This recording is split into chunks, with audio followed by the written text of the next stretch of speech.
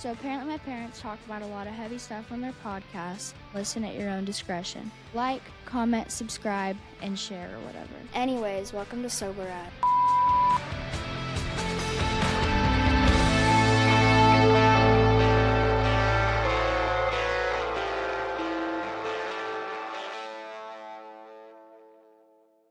Hey everybody, welcome back to the show. I'm Ryan. This is Jess. We are sober as fuck. Before we get to today's guest, do want to remind everybody, make sure you check us out on our website, safpodcast.com. Make sure you like, subscribe, review, comment, share the damn podcast. That's what watch it all the way through. Yeah, because you're missing some good shit if you don't. At the end. You better listen to the whole podcast all the way through. That's for sure. Yeah, we need to just start telling everybody at the very beginning, but then they'll just like scroll to the end. Yeah, so I'm rethinking that decision. But you do need to listen to it all the way through for sure. Mm-hmm. You miss out on some good content in the end. What else? Sorry, I'm just this pollen is like killing me. It's so bad. It's affecting. I'm gonna sit here and there'll just be like snot running down my nose. Like I have my tissues within arm's reach. I feel like my eyes are closing up sometimes. Just weird shit happening. Pollen. Mm-hmm. I know. Yeah. Our daughter's like, I have a headache. I can't do anything. Yeah, pollen headache. Or just, anything to get out of French class. Or just a teenage headache. Yes. A teenage headache. Yes. I love what I sent you that thing from TikTok, that video of Charlize Theron. And I love what she said. Her daughter's like 14 or something. And this could have been a year ago. I don't know. Mm-hmm. And she's like, we're at that age where like 24/7, 100% of the time, she always looks like she smelled a fart. And I was like, oh my God, that is what it looks like. Right. That's what that face looks like. As soon as you pick them up from school or just sitting around, just looking at you, it looks like they're smelling a fart all the time. As soon as they see you. That's right. Yeah. They'll be with their friends, but as soon as they turn they're like, and make eye contact, that's when it starts. I know she walks like this. We were once like She'll that. get in the car. She'll be like, I'm hungry. Can we go to Starbucks? That's right. You said you're hungry. You want to go to Starbucks? Mm-hmm. Yeah, I'm hungry. Let's go to Starbucks. Yeah. Starbucks first, then eat. Or 7 Brew. Yeah, oh my gosh. That's the new thing. Jeez. We're going to move to the other side of town just so we're not near a 7 Brew. It's ridiculous. Anyways. Yes, moving on. Moving on. So who do we have today, Ryan?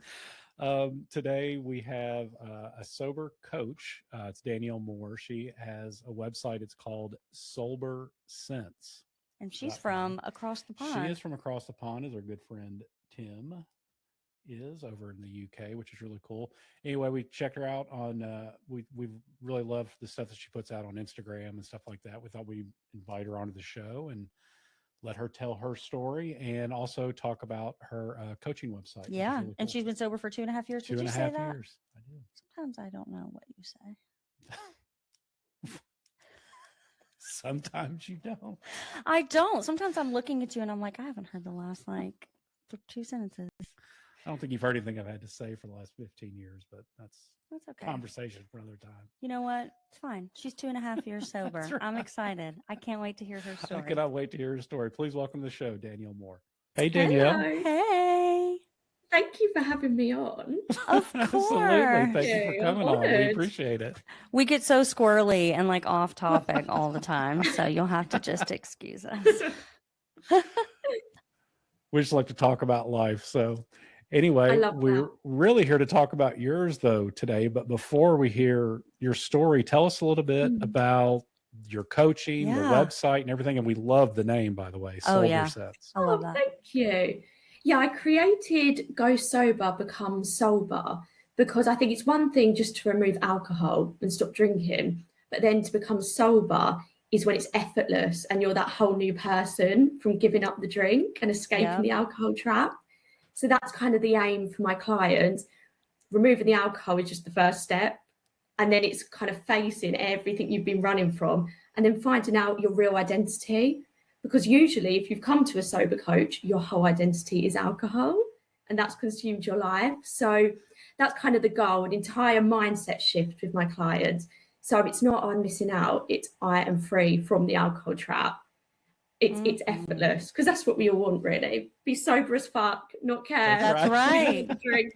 Hell yeah, Yeah. of course. Yeah, I love that too, because it's like the alcohol, the drinking is a symptom of the problem. And we've talked about this before too. It's like you remove the alcohol, obviously, because you have to I hate this word, but like detox your mind and your body from the dependency on alcohol.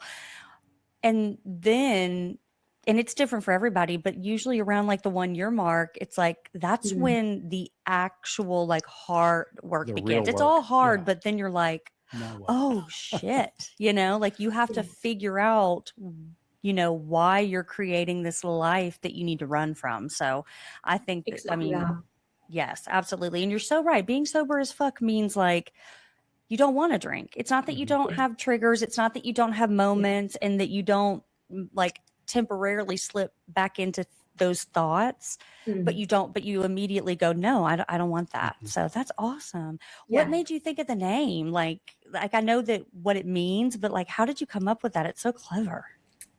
Well, do you know, I actually was trying to get a website name, and obviously all the sober ones were taken. So I thought, I think I need to think outside the box a little bit.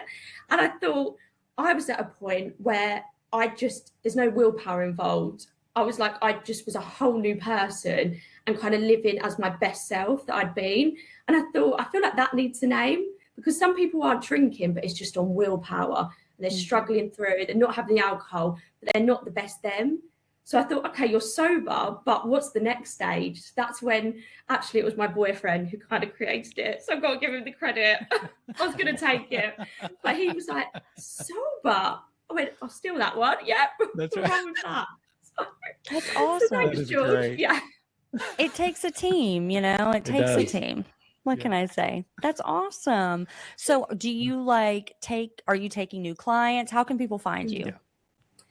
So I kind of fell into it. I had always posted my sober journey on TikTok, and just always been so open, honest, and put whatever day I was sober. And I think where you pick up a following of the sober community, because it's such a nice community to be in. I think when people saw I was just loving life compared to day one, they were like, oh, can you help me? So I started kind of doing it casually, not thinking anything of it. And then I did a course to become an accredited sober coach, because I thought if I'm going to help people, I want to make sure I'm doing it properly, safely. So then I did the course, and I've kind of, I'm taking new clients, really busy at the moment. And it's so fulfilling having people come to you crying, saying, I don't think I can go through the night without a drink. And now they're a whole new person. They're like, what was that about? What was that all about? It's amazing. So I'm really grateful to have just fell into that. Really lucky. Yeah, that's amazing that, being able to see that person and their journey. I've seen, I'm about 3 years myself, and being able to see people and that I've seen start at day one to where they're at now, year and a half, 2 years in. It's just, the transformation is absolutely incredible. I've never heard anybody say they regretted becoming sober. That's for sure. No one will ever say that. I'll be shocked if you find someone regret going sober. Yeah. I mean, you really do become a different person, to the point that like we make a joke when we talk about him and his drinking, like prior to getting sober, we call him my ex-husband, and so we'll be like, your ex-husband sucks. God, I hate that guy, like he was the worst. And it's a joke, but it's like, it kind of came to us because it's true, because he'll look back, or we'll talk about memories and be like, I remember that, but like that's not me. Like that was so like somebody else is in the driver's seat, and that can be really daunting. When you talk about past drinking times, I'm like, I'm talking about it as another person. I can't relate, because you change mentally and physically. So it's really strange when it's been a while. You're talking about as if it's someone else that has done all them things, but it's you. Yeah. But that's why it's so nice when you listen to other people, you think, right, it is possible. It is possible for anyone, and you can do it with the right tools and work. But that is it. You've got to put in the work. It's not just going to happen. It's a huge deal, because to go sober is going kind of against the grain.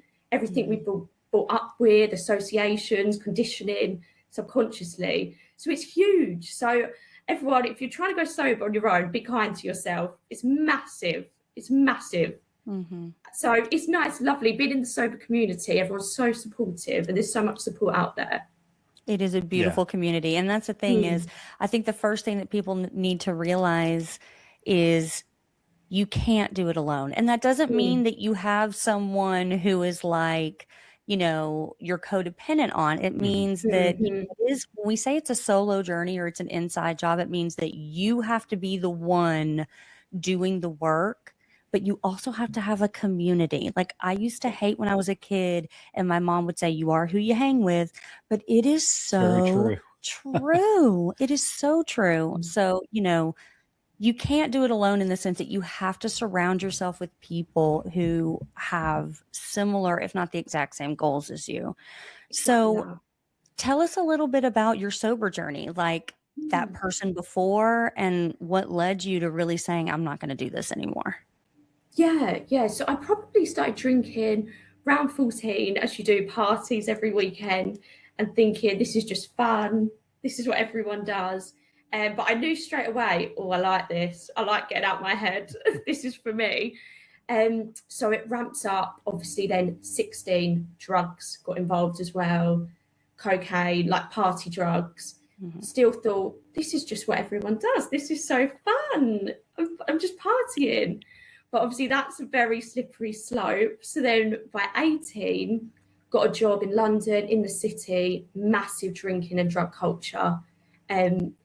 Again, it's normalised. So if I'm going out on a Thursday night after work, getting absolutely off my face and doing drugs, no one's going to bat an eyelid.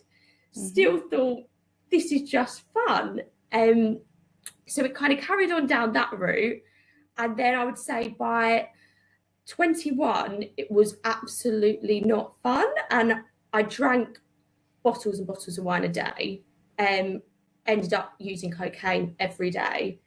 And it still took a while to click, this is a problem, because I'd convinced myself so much, no, I'm just having fun. And I surrounded myself with people that normalized it. And if anyone said otherwise, they were not my friend. Right. So if you surround yourself with enough people who do it, you can kind of block out that maybe something deeper is going on. Yeah. Well, and alcohol and cocaine are, even though people won't admit it out loud about cocaine, those are those two are like the most socially acceptable, you know, because you drink and then you do cocaine and you convince yourself that you're like, oh, I can do this all night long, you know? Yeah. And like you said, it's not only normalized, it's encouraged. Like alcohol is encouraged. I mean, everywhere we see it, everywhere. Absolutely. Like, who are you out with your friends or in a meeting without the glass in your hand? Yeah. You know? And I've started to be like, I'll drink my Diet Coke out of a martini glass if I want to. I don't care if I just want the glass in my hand. So you, at this point, you're like, you said you're working and you've surrounded yourself with people who drink, and work can a lot of times be what drives people. Like you working in a corporate world, going for drinks after work or like meetings. So how did it kind of like billow from there? And like, what was the turning point for you?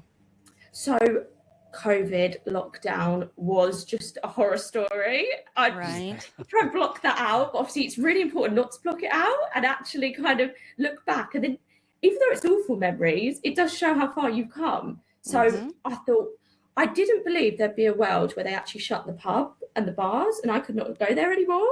So that was a shock. I lived at home at the time with my family. I think I was 20 at this point. And they were terrified. They were like, we are locking down properly. And I was like, I can't do that. So I was having people like leave bottles and bottles of wine outside on the driveway. I'd run out, grab them. I was sitting in my room, drinking day and night, taking drugs, just sat there because I thought, I can't sit here with my thoughts alone through this. At that point, you should kind of realise something dark is going on, but I wasn't ready for that at that time. So I'd go on, there was an app called House Party that we would all sit on, all just drinking all day and night in our room. So then I was obviously behaving appallingly, and my mum was sticking up posters around the house saying about being an alcoholic. I was like, what's that all about? Why have you got them up? So obviously I was probably horrific to live with. So I was asked to leave because I was trying to sneak out. I was trying to climb out the window. It's just being crazy. So I did, as soon as it, you know, the rules kind of slowly lifted. When we were allowed out a little bit, I got a flat on my own, which I thought brilliant. Now I can do what I want. And it basically became a crack den. So that was lovely. So I kind of moved in there. I didn't really buy any furniture. I just used it as a party house because I thought if everyone else is following the rules, this can be where they come. To be crazy. So that was when things took another level up because I had no one trying to stop me then because I lived alone. So it was kind of drinking drugs every day. I worked from home on my laptop, so I could get away with it, just being ill or drunk, either or. So I kind of got away with that for a while. But really what was going on under the surface that no one realised is as soon as the big sesh ended, I would resort to things like self-harm. The second I thought the drink was wearing off, panic, couldn't cope with that. And it got really, really bad. I felt really suicidal and nobody had a clue because big smiles, putting on the party face. So I kind of had a breaking point one night, tried to call a helpline, couldn't get through. I had self-harmed. And I do like to speak about that because I think a lot of people do it more than you realise. But it's such an awkward, uncomfortable thing to mention. So I did end up calling my mum. We had barely spoke because I was just off the rails, didn't want to hear it. She came straight round and booked me in for therapy and was like, we need to work through this. So it's at that point I got a diagnosis of borderline personality disorder, which made a lot more sense, my behaviours. And they were like, it's hard to be diagnosed with that and not have a drink and drug problem. So I was like, okay, it's good to know what's going on then. But it still took a long time after that diagnosis to think I'm ready to do the work. Yeah. And you're so right to say that, like those diagnoses, bipolar, depression, all of those, the majority of people end up with a drug or an alcohol problem because you're like, why do I feel this way? Something's wrong with me, and something that takes you away from that.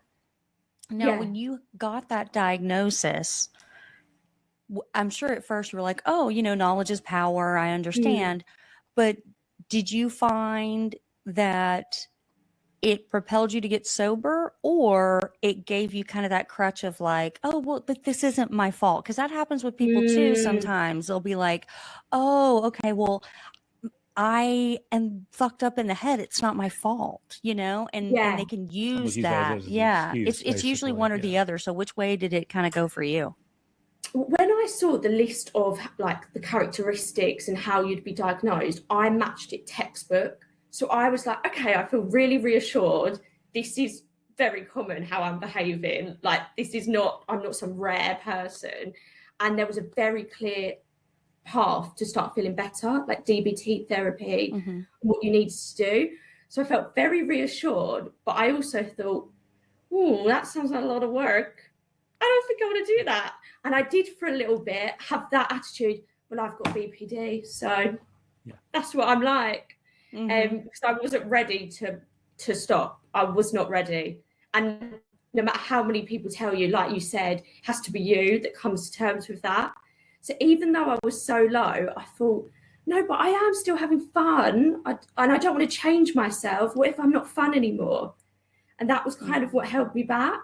I did that day impulsively, as you do, classic BPD, impulsively booked a trip to Tanzania, volunteering for a year later.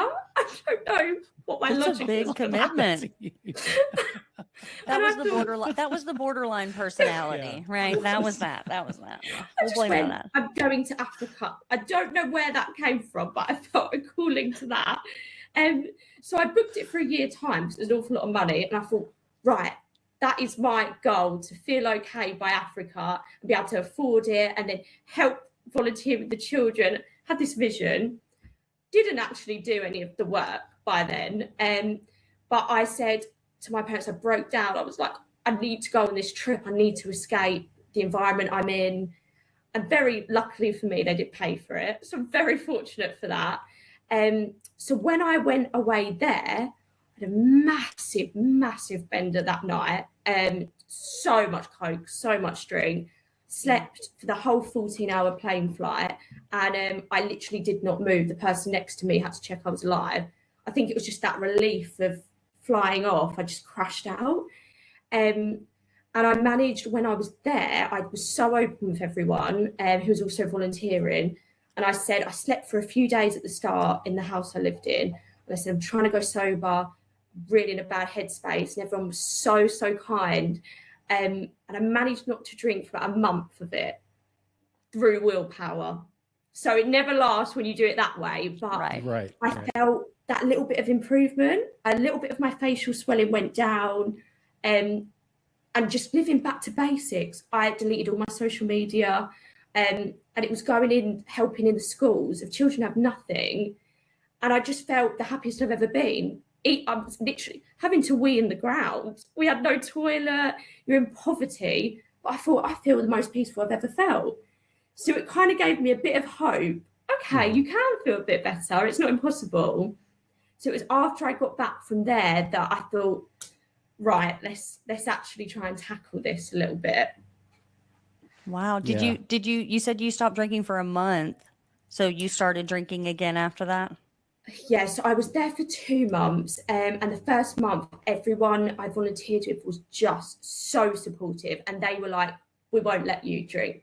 And they could see down my leg the fresh self-harm scars. So I think they realised how deep it was. And they were all there for their own journeys as well. So we really bonded and was so non-judgmental, just a whole new environment. And there was nowhere to drink. So it would have been quite difficult anyway. But there was then like a big group night out. And because I felt better, I went, I've not got a problem. I can drink now. Look, guys, I've proved it. So I couldn't get hold of drugs, which is great. But I did drink. And then as soon as I got home, I was back in the same environment. And I was like, I don't want to be back here. Drink drugs again. But I had that bit of hope. I was like, I did feel a bit better. So it's not impossible. So it was then, I went on a few months, very quickly the cocaine was relentless because I just didn't like being in my head when it wore off. And it got to a stage I started doing it in the morning. And so I often drunk in the morning, but I wouldn't touch a drug. So I thought, right, this is going one way or the other. And I thought, I've got to try anything. I was every night suicidal thoughts. I just thought, I've got nothing to lose now. So I did find a therapist who specialised in people with BPD and addiction. And she said to me, you have to go sober for this to work. I was like, I don't want to go sober. I'll cut down, but I don't want to go sober. She's like, can you just commit while we work together to go sober and do your best? And then if you still want to after, that's fine. I was like, not sure. But I thought, I've got nothing to lose. I'll give her a month. And I actually listened to every single thing she said. I was kind of ready then because I felt rock bottom. I thought, why not? And I got so much positive reinforcement as soon as I started following that. Never looked back from then. Wow.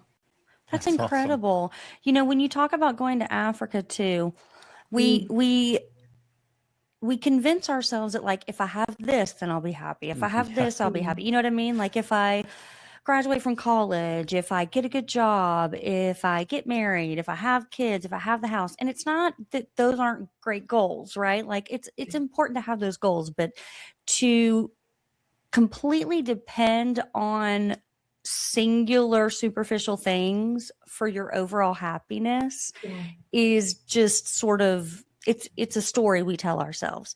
And I find it so fascinating that when you went to Africa and stripped of all of that, right? Like there's no, there's no impressing, there's no, like, cause every day, whether you're, you care about these things or not, everybody gets up, they shower, they want to look good, they want to look presentable, they want to act away. Nobody wants to drive a piece of shit car, all these. And, some care more than others, but like you always want to make sure that you're presentable. That's not a bad thing. That's not a bad thing. But when you're dealing with mental health issues and addiction issues, you can get sucked so far into that you convince yourself, like you did, like everybody does, like I did, that if you're perceived to everyone else like everything's okay, then it's not bad, right? Because people who are addicts, they're like living under the street or they're like ending up in jail. And yes, sometimes that does happen, but as long as it looks okay on the outside, then it can't be that bad.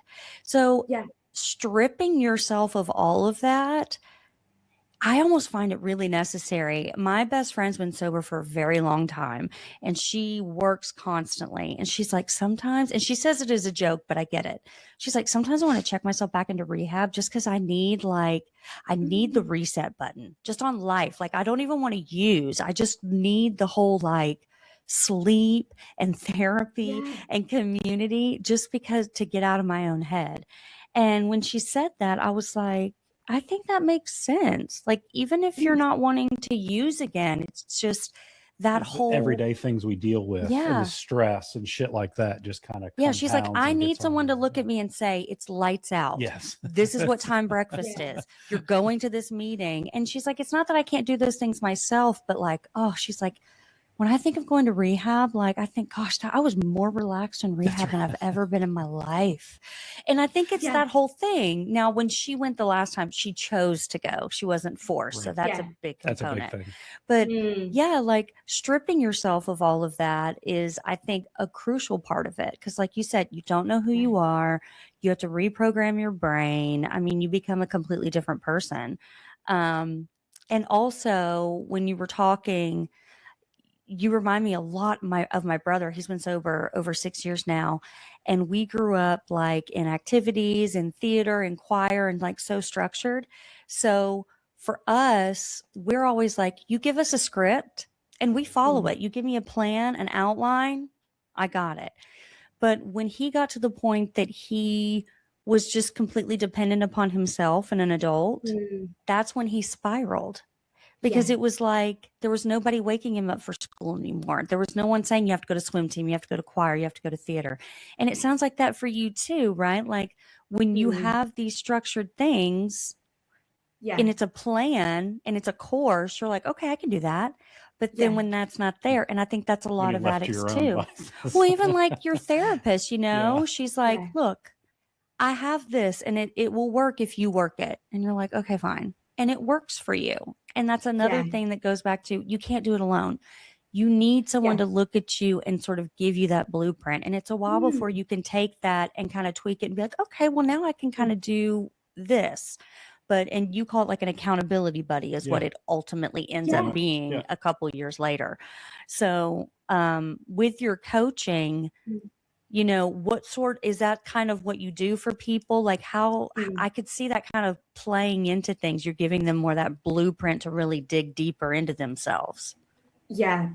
So usually I say you'd need to go with the 6-month package where 3 months is intense. And I say to them, I just need your commitment that this is your priority for 3 months. Because if you put in the work at the start, later on, you don't have to obsessively prioritize it. But for a period you do, because you're breaking a lifetime of habits and it's starting all those new daily habits from scratch and breaking the cycle, just what your natural coping mechanism is. And then obviously you've different things crop up. Life's always going to have different stresses, but it's how you manage them. So I say sobriety is like the foundation of all wellness. So they come with all these different issues. I'm like, okay, so let's focus on sobriety first, because when you're sober, suddenly you can manage how to deal with that. And then you can deal with that. And then you start setting all these new goals you never thought were possible. And your whole life looks so different. There is no place for drinking that. Mm-hmm. So we're kind of go for 6 months. We used to go usually 3 months intense, non-stop work, and then the last 3 months check-ins, see how you're getting on your own. Different things come up, but usually by then you know how to handle it yourself.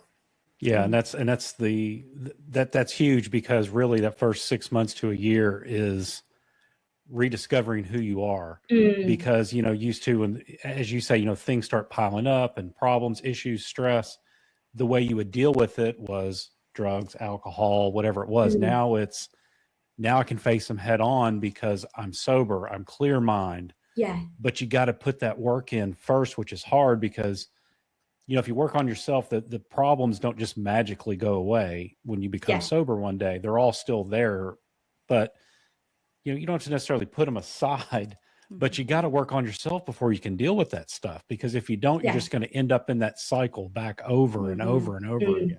Yeah. It's like healing a burn. Like anybody who knows, like if you get a very, very, very deep burn, you have to go and have that skin continuously sort of peeled away as new skin. And it's very painful, right? And it sucks. And it makes you want to be like, just cut the damn arm off. I can't take this.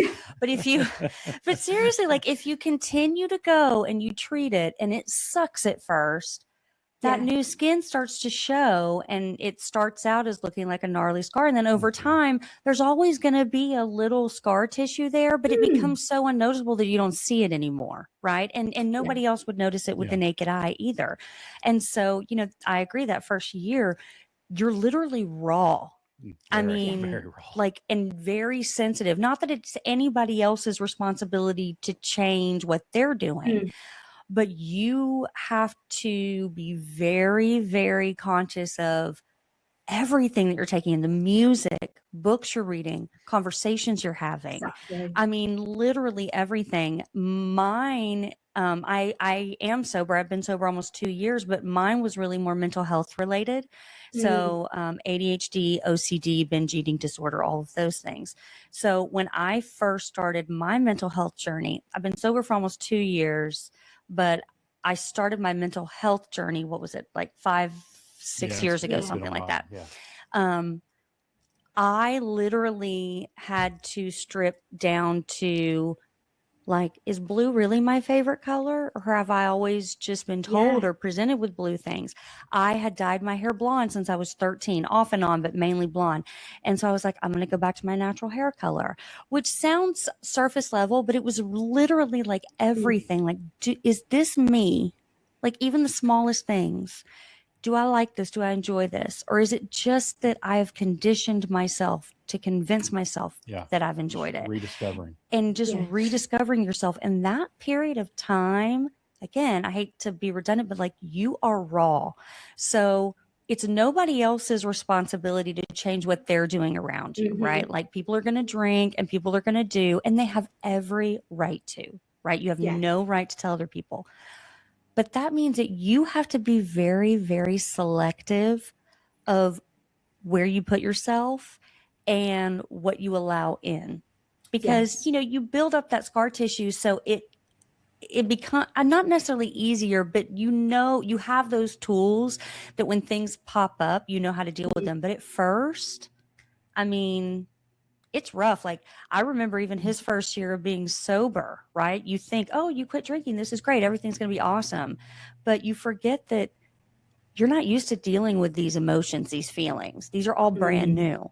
So it's like when you first feel that anxiety without the drug and alcohol or the sadness, it is like, it feels 10 times magnified.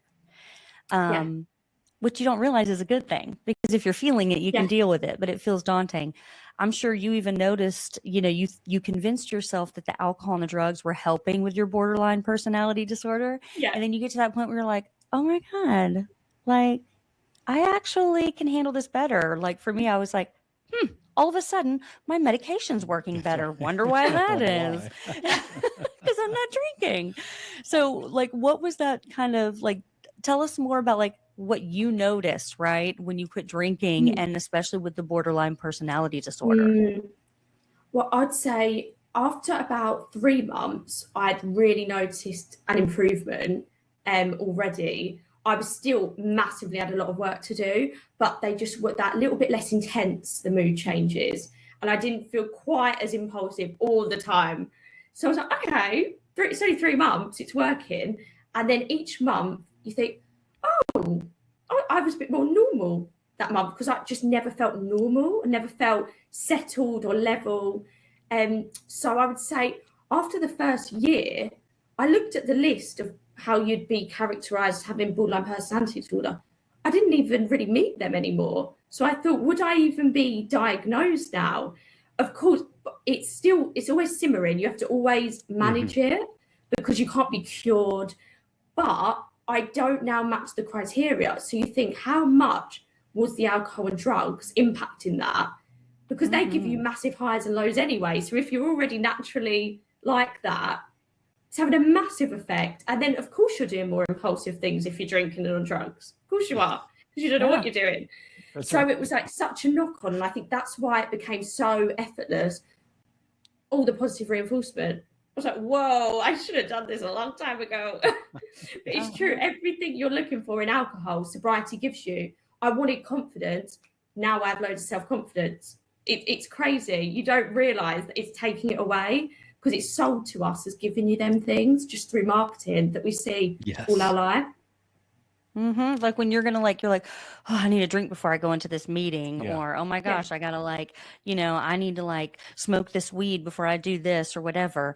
And you convince yourself that it's going to help the situation, but and in the moment you really feel like it's helping. Well, especially in a social setting, I think is really what they sell it on. Like, to just for a guy to walk up to a girl and talk to, you need a beer or whatever. You got to buy her a drink. You buy her a drink. It's god awful, but it's been programmed in our minds for so long. That's what we think.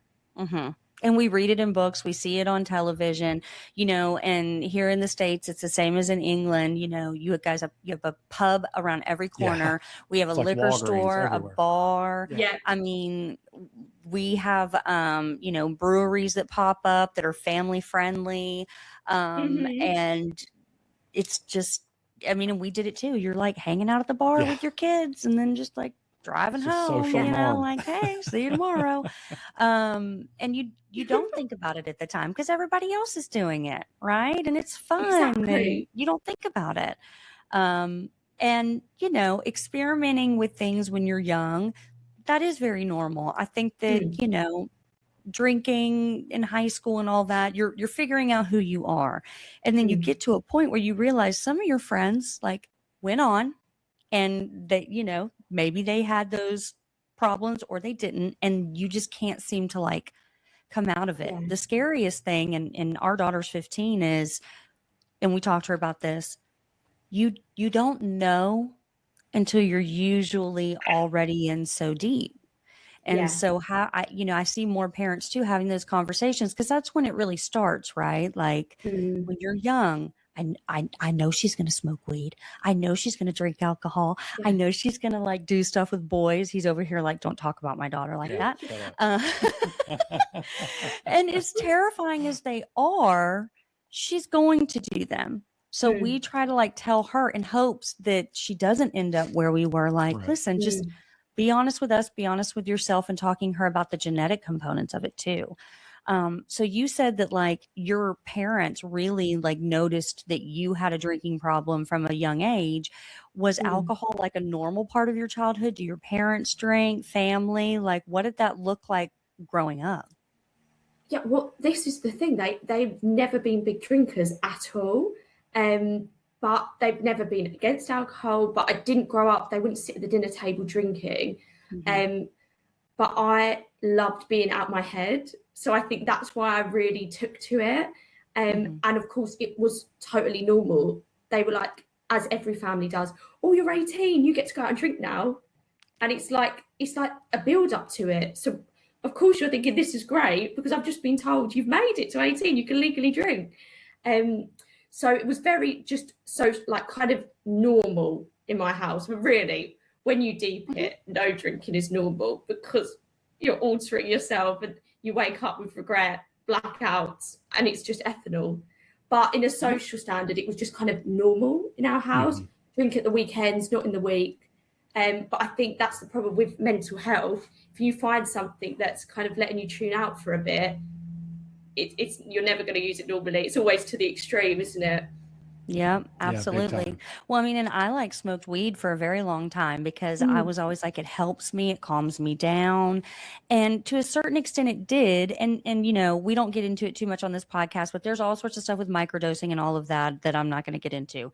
But I would like smoke all day long. Like Yeah. I would wake up and go to bed all day long. And that, like, regardless if it's a chemical dependency or not, I would say I was way more addicted to weed than I was alcohol, right? Yeah. Like microdosing, what is that? Why would I want to do that? No, I want to Yeah. be high all It's like day. leaving a house beer. Like Like, I why want would you to do be that? high all day Yeah. long, right? Like I want to be working at 50%. And now I'm like, I couldn't work at 50%. There's no way in hell. Do you imagine me coming on this Yeah. podcast That's like no high, way being in like, hell. summer is back, you know, like there's no way. No. And I don't want to. Like I don't want to. Even on my worst day, I do not want to. You know what I mean? And when you were talking about like passing out, I never had a big issue with like hardcore drugs, but I did ecstasy a few times. And I used to always say ecstasy is my favorite drug, right? Because it makes you happy and touchy and feely and like everything feels great. But it's the same thing. When you crash hard. And I was living with my mom at the time, and I came home and I was still like really messed up. And I was on the phone with my boyfriend at the time, and I crashed and fell asleep on the phone. And it's not a fall asleep, right? Like it is, you're awake and you're dead, out. right? Yes. And he was like, we were in the middle of a conversation, and I guess like I just went completely silent, and he got really worried. So he called my mom, and my mom like comes home like in and like shaking me. And she's like, what? Oh my God. And the look on her face, that how scared she was. Yeah. I never touched it again after that, ever. Now, again, I didn't have a big problem with hard drugs, but like, you know, that's a big part of it too. Like she was like, I seriously was about to take you to the hospital. And those moments, right, where you're like, God, well, that I feel like that makes me feel like shit, you know? Now it didn't stop me from drinking and using marijuana. But again, like you have these little nuggets of moments throughout your life that maybe don't prompt you to do the big change, but they you know that there's something there that's not great. You know what I mean? Like, I know for you, you get sober-ish many times before it really sticks. So, you know, like you went to Africa, right? You didn't drink for a month and then you come back and you blame it on the fact that you're like, oh, I'm back here, I need to get out of my head. But really what it is you gotta deal with those feelings, with that whatever it is you're grappling with. And I also find it fascinating that you're like, would I be diagnosed with borderline personality disorder? Because there is a whole nature versus nurture thing. You know, that's the thing about addiction too, is we know the neuroscience, we know that genetics play a component, but with all mental health, we really honestly don't know what exactly causes this person to have these things and this person not. So does it really matter? Like you said, does it really matter?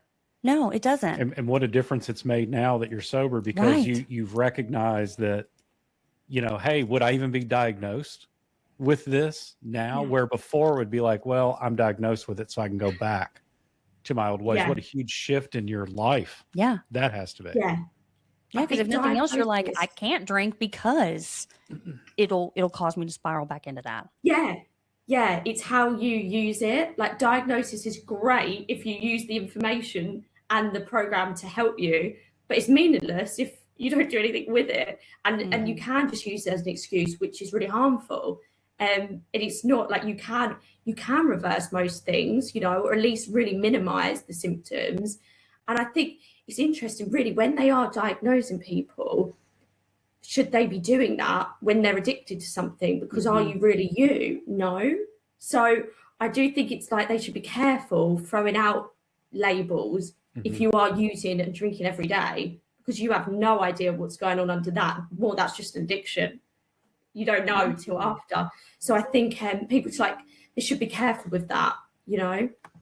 Oh, I 100% agree. I mean, it's just like if you have like any sort of autoimmune disorder, right? You can go into remission when you're like eating Yeah, right and that's right. exercising. Yeah. My brother has Crohn's disease, and since he's been sober and eating right, it's virtually undetectable. But when he was Yes. drinking, he was on the border of having to have surgery. I mean, he was sick all of the time. So yeah, it's like, well, you probably do have borderline personality disorder that can lay dormant until Yeah. you So that's always don't take care that's of always yourself. yeah, it's always there. Yeah. But like, just like, There. oh, well, I have an addiction. I have, you know, OCD. I have these Yeah. things. I have to constantly make sure I'm managing those. And I don't know Yes. about for you, but for me, that now that I have those diagnoses and I'm not drinking, like I can feel if I'm going to have a kind of off day, right? Like I Yeah. can feel if today is not going to be my day. Doesn't give me an excuse to be an asshole. It's not a reason for me to be like, well, today I'm struggling, so fuck you world, like, you know, everybody get on my Yeah. face. But it's enough for me to maybe like go to him or just look at myself and go, okay, we're feeling off today. So Yeah. I just need you to know you don't have to change anything you're doing, but like if I'm quiet or I'm a little reserved, like I'm having a little bit of a mental day. So I'll probably just be very quiet. And that's another thing that helps too, is you accept it. I say, you don't need to be fixed because you're not broken. You just don't understand your brain chemistry and how to respond to it. And Yeah, being that's most sober powerful. allows you to recognize it, put in place the right things, and not act on it. Whereas if you're not sober, you haven't got the ability to process all that safely. No, you just react. I always say like it's Yeah. like respond to things, don't react to them, right? There's a difference. Exactly. Yeah. So if someone were to, and without giving away all of your secrets, but like if You're someone going where I were was to going reach, read your mind. That's right. If someone were to reach out to you and say like, listen, I don't know that I'm ready to like completely get sober or even start with any sort of like coaching, but what would be just like 3 things, easy things that don't mean like giving up alcohol or drugs or anything, but just 3 daily things that I can do just to even take that first step, whether it be like making your bed or drinking water? Like, what are 3 things that everybody should do every single day? I think gratitude lists are a great one. Yes. Waking up and writing 10 things that you're grateful for. If it's just, I have legs, just anything each day, set your brain on such a positive loop for the rest of the day. Also things like you say, even 30 minutes of exercise, obviously an hour is great. This can just be walking, but just getting that dopamine naturally. And one that everyone kind of hates, but is so effective, cold water therapy. I know cold showers are awful, but they are just so beneficial for mental health. Cold shower, face in ice, anything like that. You're lucky enough to live by the sea swim.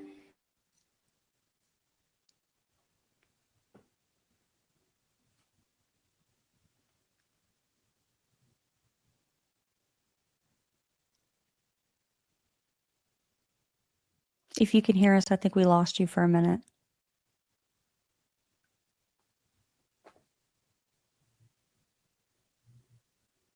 Give it a second to reload. I heard her thing go off and it was just like boop. That's okay. I can pop cut back this on. part out That's too. right. I'm not that worried about it. I was going to talk to her about how you did the cold showers and how to this day, like when I'm anxious, I like hold ice in my hand. It's that recentering. It's that like pulling you back to reality. Do you want to message her real fast and just say, hey, you're frozen in case? I can only message her through That's okay. Instagram. Oh, she logged off. She'll pop back on. Yeah, it's all right.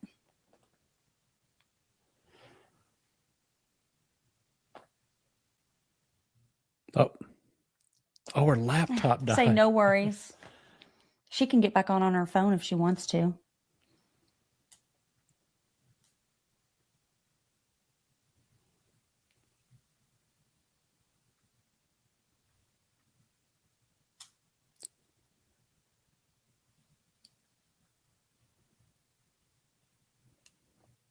Yeah, it's not a big deal.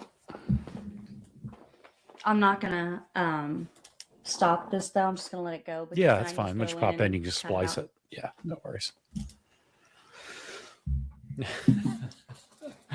That makes sense what that noise was. It was like, you're dead. She's great. She's got like the best like personality. Like she's so Yeah. like It's hard. She's always smiling, smiling and everything. It's like hard Gratitude. not to smile along with her.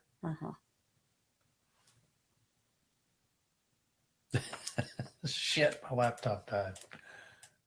Oh, there she is. That's cool.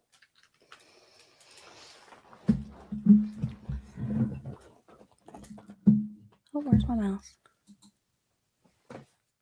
Hey. So sorry about that. No. It's okay. You're totally fine. I can edit out anything, so I can Yeah. literally just go in and like cut that out. So Yeah, it's not don't a big worry deal. about it. Not a big And deal. it is plugged in, so clearly my charger's broken, so that's great. I thought, it's okay, so it kept going down. I had to message, but I thought, oh dear. That is completely worries fine. at all. That is no worries. You were talking about the cold plunge. Mhm. So you were saying like, so let's see, gratitude list, exercise, and cold plunge. Yeah. So Ryan used to do the cold shower thing like religiously. I'm talking religiously. 5-minute cold shower every morning. And we have a swimming pool too. Yeah. And so sometimes he would just like sit in the swimming pool or go swimming after a workout. And something that I found to be very helpful, because I have like anxiety that does not play well with my ADHD, is when I'm feeling very anxious or I know I have to do something, I'll hold an ice pack or ice in my hand. And it really does help. That it's just that recentering. It's that like bringing you back to that reality, and also making something tangible. Like all of these things are just like floating, in space, and you can't see them or touch them.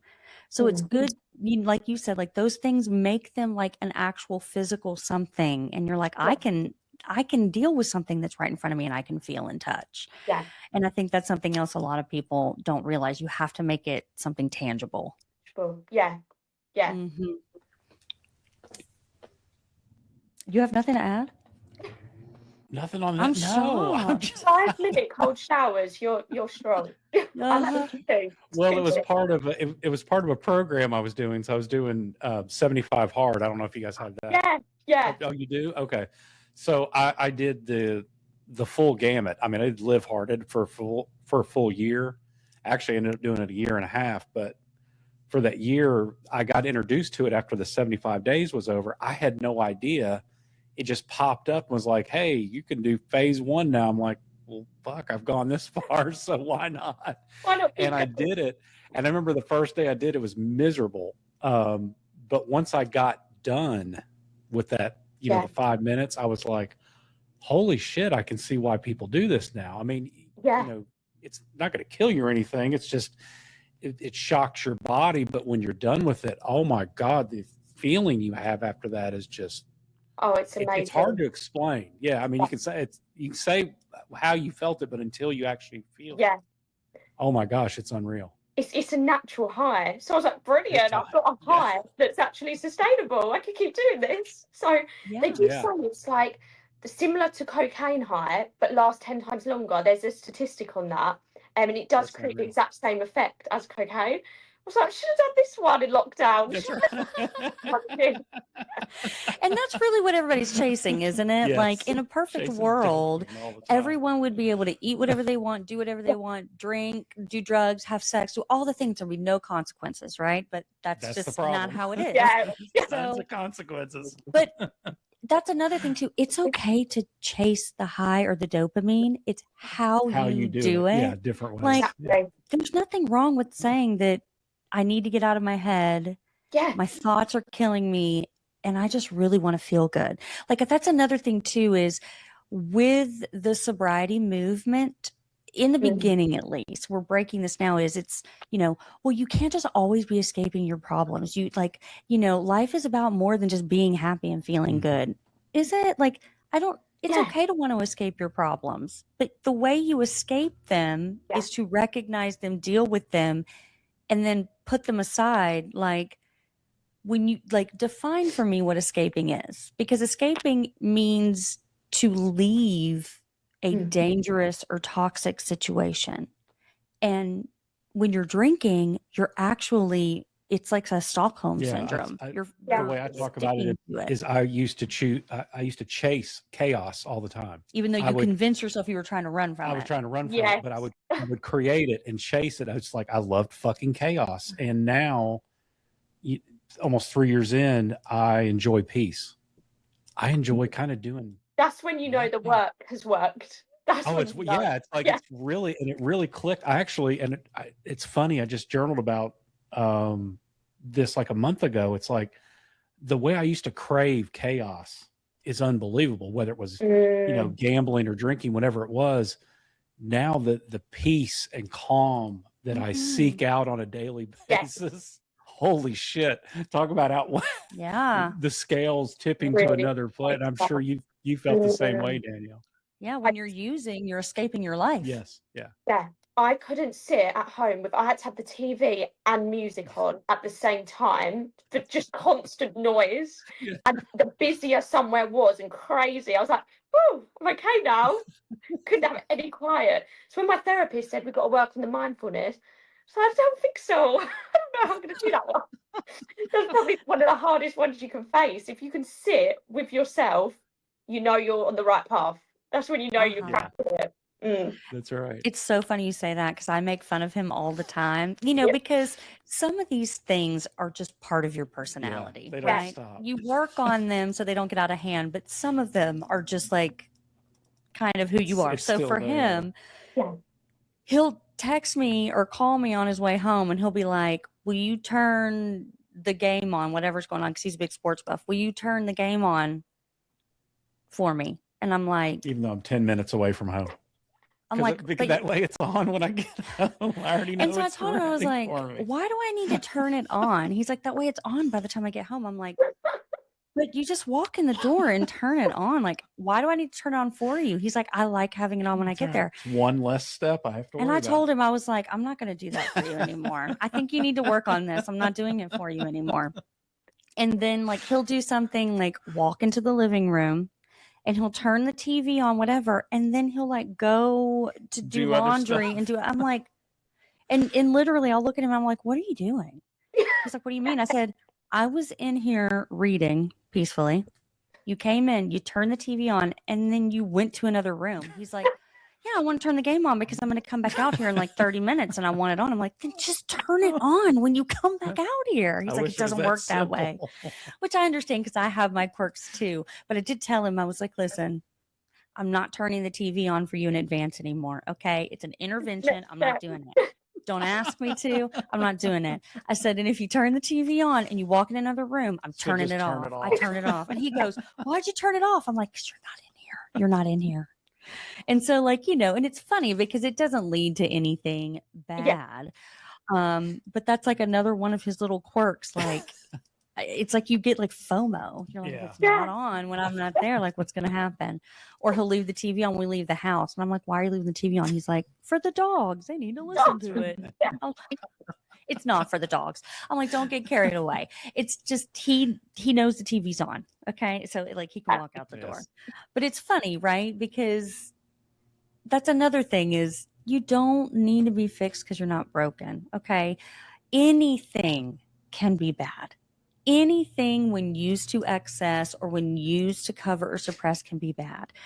I think that sometimes we also get too caught up on like, it's okay that you want the TV on when you're not in the room, right? Like that's not, it's funny, it's quirky. It's not something that's gonna, whatever. Kind of like I tell you, I don't like our bedroom door locked if it's locked. And you're like, "I don't think anything bad's gonna happen." Like we'll get in bed and I'm like, "Oh, I forgot to unlock the door." Because like our daughter barrels into our room. So if we get out of the shower or something, we have the lock is the only way to keep her from doing that. And he'll always say, "Babe, like, what do you think is going to happen?" I'm like, "I don't know." And I'll make him get up and unlock the door. Again, that with my OCD can get out of hand, but nothing's going to happen. So it's like you said, give yourself grace, be patient, understand some of this stuff is your personality. but yeah, that first 3 months, you have to be really diligent and stringent. And then once you set up those better habits, then you can kind of tweak and be like, okay, I have this little thing. So I love the way you say that, like 3 months, 6 months, a year. Yeah, make it do And it makes it more obtainable, right? Yeah. Like I'm only asking for 3 months. After that, you can do whatever. I like that too. It makes it much more realistic.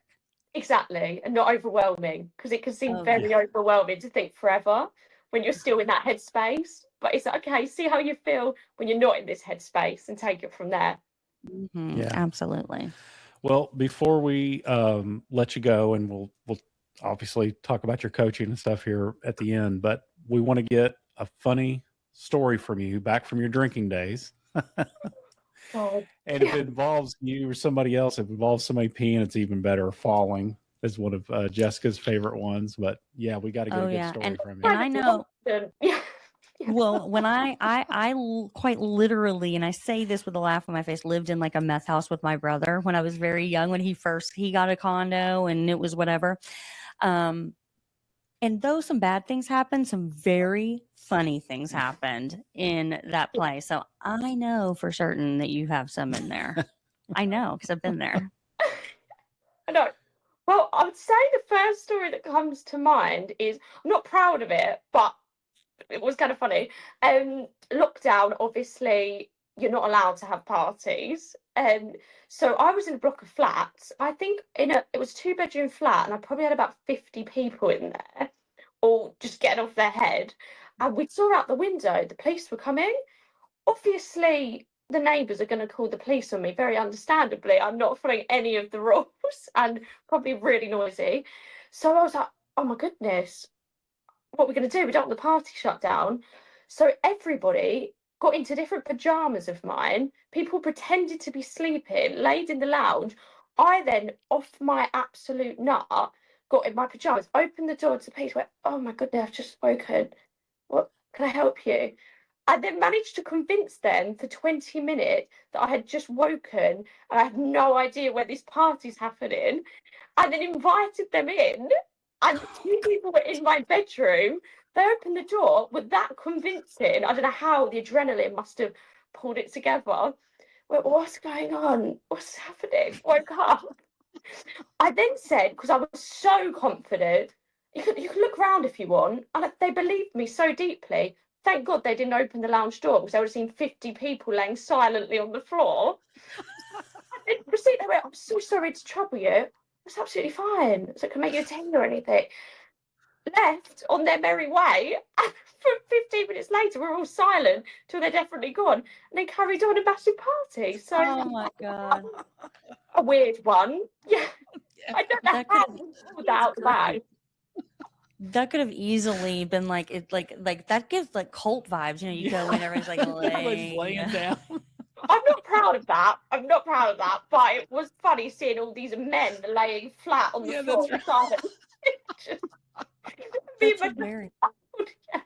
And you know, I will say, like, the resilience of drunk and high people is unmatched. Because the fact that everybody's like, "Yep," and then you just go right back to it.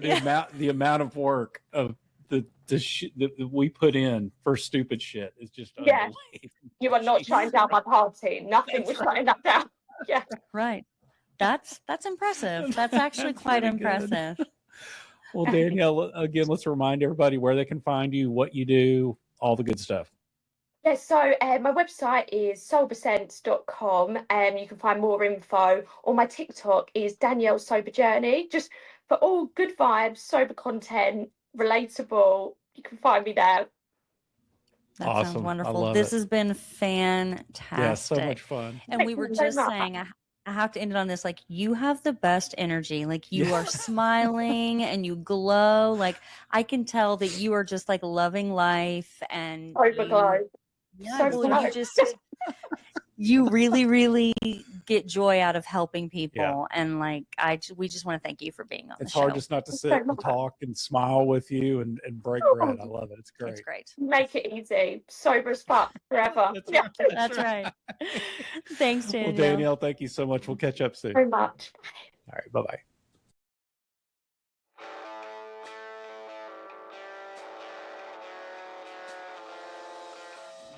If you love the podcast, which I know you do, please like, subscribe, and hit that notification bell to get Boom. notified every time we post.